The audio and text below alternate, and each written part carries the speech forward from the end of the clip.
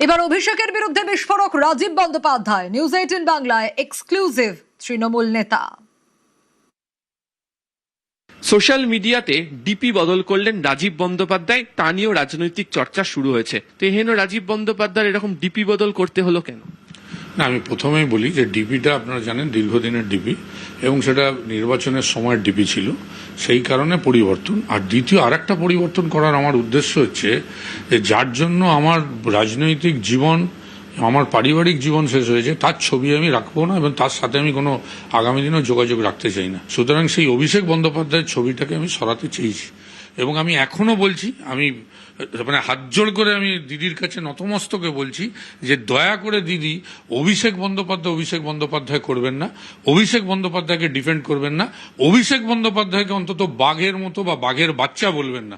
এগুলো শুনলে আমি কেন, বাংলার সাধারণ তৃণমূল কংগ্রেসের কর্মীরা আমার মনে হচ্ছে সব থেকে বেশি আহত হচ্ছে। এই তৃণমূল কংগ্রেস তৈরি করার পিছনে আপনার যে অবদান, এই তৃণমূল কংগ্রেসের জন্য আপনি যা পরিশ্রম করেছেন, আপনার যা কন্ট্রিবিউশন আছে, সেই রকম যদি এই তৃণমূলটাকে ধ্বংস করার জন্য যদি কাউকে দায়ী করতে হয়, তার নাম হচ্ছে অভিষেক বন্দ্যোপাধ্যায়। একদম দায়িত্ব নিয়ে দলটাকে পুরো শেষ করে দিল। আজকে শুভেন্দু অধিকারী ওইখানে রাজ্যের মুখ্যমন্ত্রী, আজকে একটা সময় তো তৃণমূল কংগ্রেসেই ছিল, কেন চলে গেল? শুধু অভিষেক বন্দ্যোপাধ্যায়কে নেতা বানানোর জন্য, অভিষেক বন্দ্যোপাধ্যায়কে মান্যতা দেওয়ার জন্য আজকে শুভেন্দু অধিকারীকে আজকে এই দল ছেড়ে অন্য জায়গায় যেতে আমরা বাধ্য করলাম। কি করলাম? প্রথমে 21শে জুলাইয়ের বিভিন্ন মঞ্চে নিজে দেখেছি, ও তখন আমায় দুঃখ করে বলতো যুব সভাপতি আমি, আমার হাতে মাইক নেই, অন্য কেউ মাইক কন্ট্রোল করছে। তারপরে দেখলাম হঠাৎ করে যুব সভাপতি থেকে সরিয়ে দিয়ে এমন কাউকে করা হলো, অর্থাৎ রাস্তা পরিষ্কার করা হলো যাতে আগামী দিনে অভিষেক বন্দ্যোপাধ্যায়কে সেখানে জায়গা করে দেওয়া হয়। শুধু শুভেন্দু অধিকারী কেন, আমি আমার নিজের কথা বলছি, আমার সাথে কি করেছে। 5টা বছর আমি যে সার্ভিস দিয়েছি, আমাকে বলা হলো যে সার্ভিস দাও, আমরা তারপরে তোমাকে নিশ্চিতভাবে একটা কোথাও ব্যবস্থা করে দেবো। 6 মাস 1 বছর, 5টা বছর আমি সার্ভিস দিয়েছি, কি কঠিন পরিশ্রম করেছি। আজকে আমি নিজের প্রাণ সংশয় সত্ত্বেও আমাকে প্রথম ত্রিপুরায় পাঠানো হলো।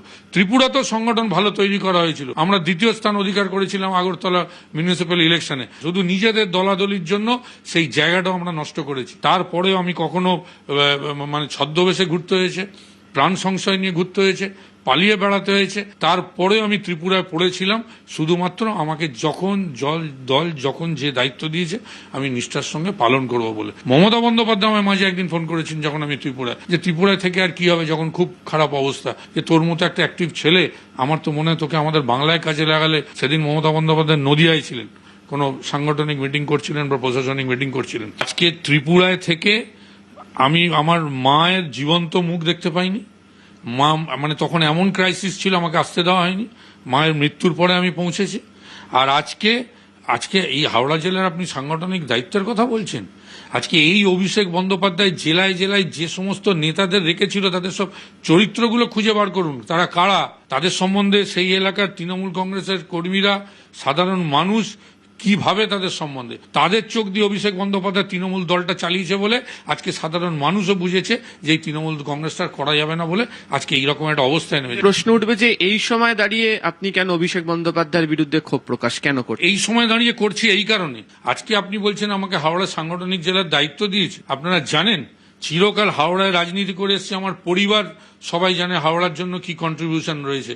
সেইখান থেকে অভিষেক বন্দ্যোপাধ্যায় শুধু তার ওই কয়েকজন ভুঁইফোড় নেতৃত্বের কথায় হাওড়া থেকে বিতাড়িত করে ডেবরায় পাঠিয়ে দেওয়া হয়েছে। আমাকে তো হারানোর জন্য ওখানে পাঠানো হয়েছে, আমার রাজনৈতিক অস্তিত্ব শেষ করার জন্য অভিষেক বন্দ্যোপাধ্যায় একদম প্ল্যান করে আমাকে ডেবরায় পাঠিয়েছে। আর সেই ডেবরায় গিয়েছি আমি, সেখানে পড়েছিলাম। আর এখানে আমার স্ত্রী একা টেনশন করে করে করে করে এমন হাই প্রেশার তার হয়ে হাইপার টেনশন হলো, হার্ট অ্যাটাক, তারপরে মাল্টি অর্গান ফেলিওর, সে চলে গেল। এমনকি কেন বলবো না, অভিষেক বন্দ্যোপাধ্যায় আমার স্ত্রী মারা গেছে একটা ফোন পর্যন্ত করেনি, দিদি সৌজন্য দেখিয়েছেন, দিদি ফোন করেছেন, পরিবারের সাথে কথা বলেছেন। আজকে আমাকে হাওড়া থেকে সরিয়ে দিল। আর যেসব রত্নদের নিয়ে এই অভিষেক বন্দ্যোপাধ্যায় দল সাজিয়েছিল, আজকে দেখুন সব তাদের কি হাল। এগুলো বিধায়ক হওয়ার যোগ্যতা ছিল। আজকে মমতা বন্দ্যোপাধ্যায় মাথায় হাত রেখেছে বলে অভিষেক বন্দ্যোপাধ্যায়, যদি মমতা বন্দ্যোপাধ্যায় আমার মাথায় হাত রাখতো আমি ওর থেকে আরো অনেক বড় ভালো লিডার হতে পারতাম। 2021 সালের আগে যখন তৃণমূল কংগ্রেস ছেড়ে বিজেপিতে যোগ দিলেন, তারপরে আবার যখন বিজেপি থেকে যখন তৃণমূল কংগ্রেসে ফিরলেন, আপনাকে দেখি উদাহরণ দিয়ে বলা হতো, অভিষেক বন্দ্যোপাধ্যায় নানা মঞ্চে দিতেন যে যাদেরকে ঘরে ফেরাচ্ছি তাদেরকে নানা রকম প্রায়শ্চিত্ত করে, সেই প্রায়শ্চিত্ত করতে গিয়ে কি আপনার মনে হলো যে আপনার এই অবস্থা হলো রাজনৈতিক জীবনে? বছর আগে আমাকে বলা হয়েছিল যে তুমি চলে যাও নন্দীগ্রামে। তখন আমি বলেছিলাম যে ওর সাথে আমার ভালো সম্পর্ক, যে আমি যদি নন্দীগ্রামে যাই আমি জানি এই সম্পর্কটাও শেষ হয়ে যাবে। আমি বলেছিলাম আমি নন্দীগ্রামে দাঁড়াবো না, এবং এই নন্দীগ্রামে দাঁড়াবো না বলাতে কিভাবে অসন্তুষ্ট হয়েছিল, এবং তৎকালীন আইপ্যাকের সমস্ত যারা কর্ণধার ছিল তারা পর্যন্ত আমাকে এসে বুঝিয়েছিল আপনি এটা ডাইরেক্ট সম্মুখ সমরে গেলেন। না এলাম ভাই, তাতে দরকার হলে আমি রাজনীতি ছেড়ে দেবো, কিন্তু আমি শুভেন্দু অধিকারীর বিরুদ্ধে আমি নন্দীগ্রামে প্রার্থী হব না। সেই দলে তো এখনো পর্যন্ত আপনার মাথাতে অভিষেক বন্দ্যোপাধ্যায় বসে আছেন, আপনি কি সেই দলে আর থাকবেন? শুনুন, এখন আমি দিদির সাথে আছি, সুতরাং এখন এইসব নিয়ে আমার ভাবনার কোনো সময় আসেনি। তবে এটুকু আমি আপনাদের আজকে দর্থহীন ভাষায় বলে দিলাম যে অভিষেক বন্দ্যোপাধ্যায়ের সঙ্গে আমার কোনো সম্পর্ক নেই। এর আগের দিনও যখন মমতা বন্দ্যোপাধ্যায়ের কাছে গেছিলাম আমি তখনও বলেছিলাম যে আমার মনে হয় যে কোথাও অভিষেক বন্দ্যোপাধ্যায়কে নিয়ে সমস্যা হচ্ছে। ক্যামেরা অসিত দাসের সাথে আবির ঘোষাল, নিউজ 18 বাংলা, কলকাতা।